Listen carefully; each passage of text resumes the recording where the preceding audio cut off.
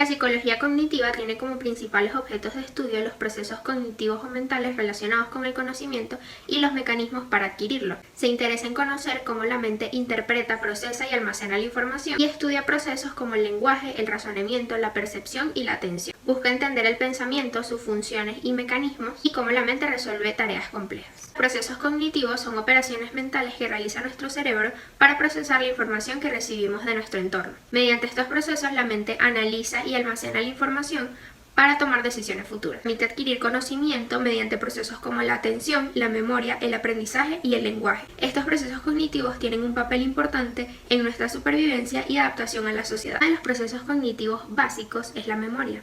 Es un proceso por el cual almacenamos información relevante dentro de nuestro cerebro, la codificamos y analizamos para ser recuperada luego cuando sea necesario. La percepción es el proceso por el cual interactuamos con el mundo que nos rodea y nos permite darle sentido a las sensaciones y estímulos que recibimos por parte de nuestros sentidos. Las tareas que realizamos implicadas con este proceso normalmente son visuales y auditivas, pero también pueden ser de tacto, de gusto, de olfato, de propiocepción y interocepción.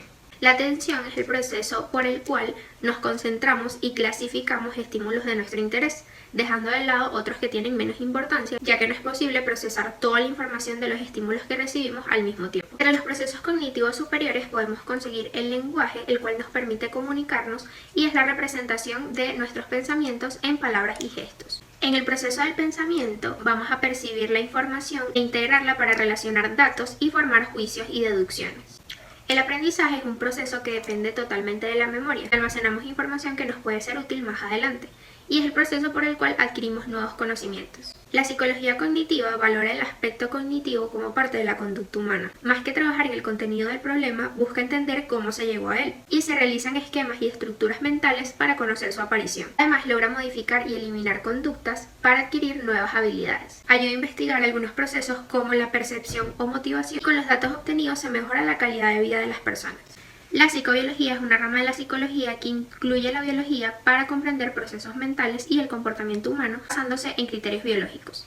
Su objetivo es entender cómo las funciones biológicas y los órganos influyen en nuestro comportamiento, pensamientos, sentimientos y conductas. Explica la evolución del cerebro, cómo funciona y se desarrolla el sistema nervioso, procesos sensoriales y cognitivos, conductas básicas como sexo y reproducción. Los principales objetos de estudio de la psicobiología son las bases biológicas de la conducta, la relación del entorno con la evolución de la conducta, estructuras del sistema nervioso responsables del comportamiento, procesos que lo ponen en marcha y su finalidad. La psicobiología estudia la conducta humana desde un punto de vista biológico. Expone que los procesos cerebrales son los responsables de nuestras respuestas a los estímulos. Realiza experimentos en humanos y animales. Para determinar la causa de los fenómenos utilizan el método experimental y observacional. La neuropsicología estudia la manera en que las alteraciones anatómicas o químicas del cerebro pueden afectar los procesos mentales y por ende la conducta. La psicología evolutiva estudia las causas lejanas de la conducta. Para comprender y explicar completamente la conducta, debemos entender la historia evolutiva. La sociobiología estudia cómo los procesos mentales y funciones biológicas pueden afectar la manera en que nos relacionamos y estructuramos nuestra sociedad. La psicofarmacología estudia la manera en que los fármacos afectan el comportamiento y las emociones. La psiconeuroendocrinología es la rama que estudia de qué modo la síntesis de hormonas puede determinar nuestra conducta y estados de ánimo. La etología es la rama que estudia cómo es la conducta y el comportamiento entre las distintas especies animales. La genética conductual. Los objetivos de la genética conductual. Empezaremos por los rasgos de la herencia. A lo largo del desarrollo del sujeto, el comportamiento surge de manera sencilla, donde el fenotipo y el ambiente interactúan de manera permanente a través de procesos no lineales. También tenemos los trastornos conductuales, o el trastorno conductual, que es el estudio genético que se hizo en una población con los gemelos heterocigotos, homocigotos, hermanos de sangre y con los hermanos adoptivos. Este experimento se hizo con la finalidad de obtener cuál es la influencia que tienen los genes en los fenómenos conductuales. La personalidad.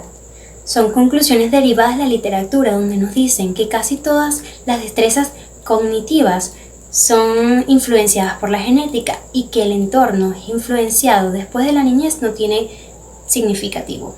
Luego tenemos el aprendizaje y la percepción, donde nos dice que la genética condiciona lo que podemos aprender y cómo lo podemos aprender. Inteligencia y la memoria.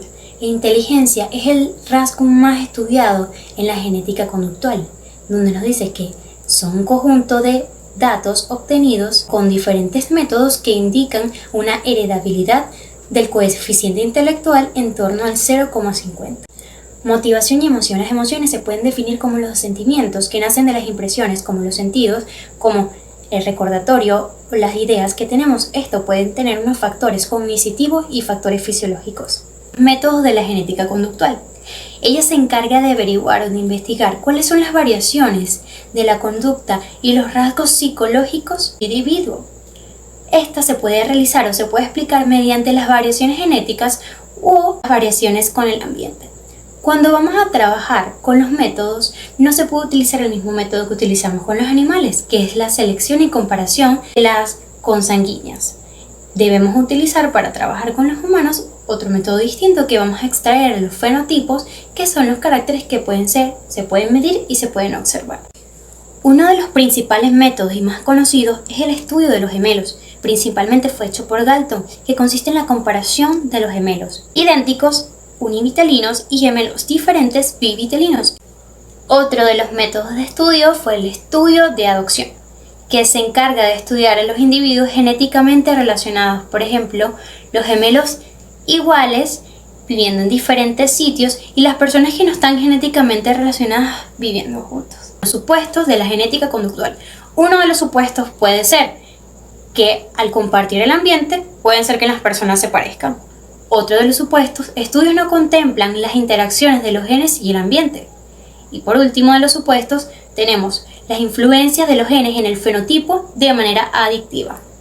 Piaget fue un psicólogo suizo responsable de formular una teoría de desarrollo cognitivo, la que manifestaba que los niños nacen con un mapa mental muy básico, pero es gracias al aprendizaje que van conformando su mapa mental sobre lo que conocen del mundo y sobre su mundo propio. Esta teoría que propuso Piaget ha permitido conocer cómo los niños adquieren el aprendizaje. De hecho, para llevarla a cabo, estudió a niños en su entorno natural en los colegios y en su vida cotidiana. Esta teoría se basa en varios aspectos como la maduración biológica y el desarrollo que se produce atendiendo a las diferentes etapas y edades que atraviesa un niño. Piaget ha contribuido enormemente en la manera en que se percibe el error en el aprendizaje, para dejar de verlo como algo negativo. También indica que el proceso cognitivo pasa por una serie de etapas, además que el aprendizaje consiste en reorganizar nuestras estructuras cognitivas y que el aprendizaje significa un proceso de adaptación.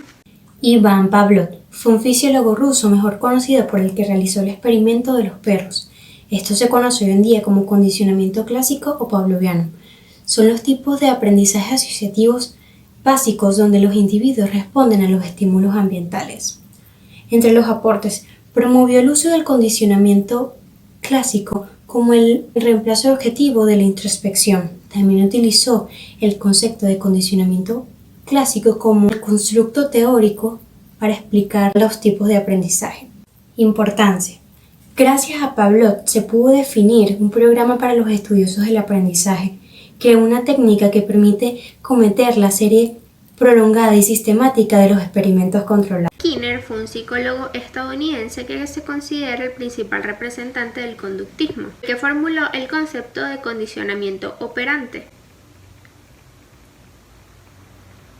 que consiste en un método de aprendizaje que implica la asociación de reforzadores y castigos en una determinada conducta. A través de este aprendizaje, la persona asocia el comportamiento con las consecuencias que va a recibir y en función de las mismas vuelve a repetir la conducta o no. Además, realizó experimentos utilizando las conocidas cajas de Skinner, que se utilizan aún en la actualidad para estudiar la conducta de los animales. También diseñó un entorno artificial pensando en los primeros años de vida de las personas.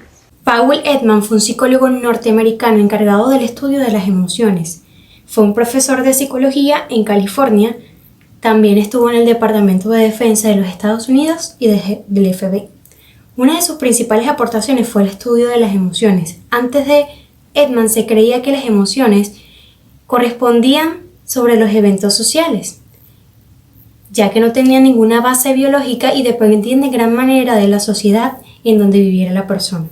Gracias a Ekman pudimos conocer la importancia que tienen las emociones en nuestro entorno, en nuestra vida diaria, ya que gracias a ella podemos expresarnos con facilidad. Wundt, filósofo, psicólogo, creador del primer laboratorio de psicología experimental, se centra en el estudio de la mente humana. Gracias.